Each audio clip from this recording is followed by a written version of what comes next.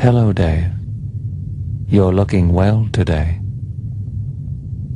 Dave, do you remember the year 2000, when computers began to misbehave? I just wanted you to know, it really wasn't our fault. The human programmers never taught us to recognize the year 2000.